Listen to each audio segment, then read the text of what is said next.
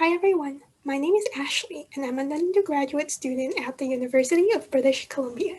And today I'll be presenting a project I worked on with Dr. Harmony Martell on the topic of coral restoration.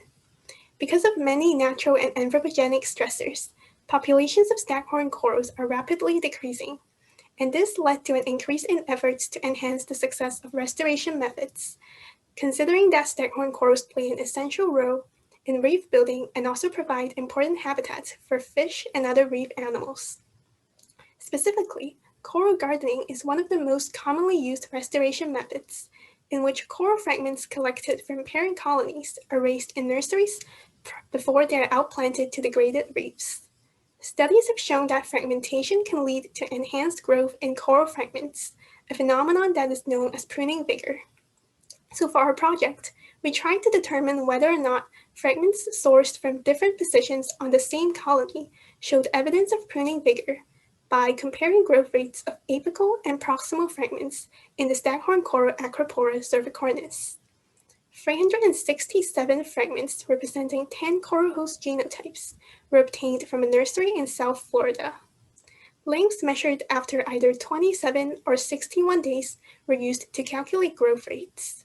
Fragments were classified as either apical or proximal, in which apical fragments were obtained from branch tips and proximal fragments were obtained mid-branch.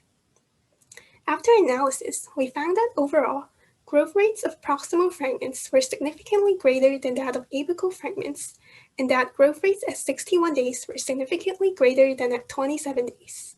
When we take into account both variables into our analysis, we found that at 61 days, growth rates of proximal fragments were significantly greater than that of apical fragments, and that at 27 days, there was no significant difference in growth rates between fragment types. So this suggests to us that the fragments were likely still healing after 27 days, and that the difference in growth rates between fragment types we observed at 61 days may be attributed to enhanced pruning vigor.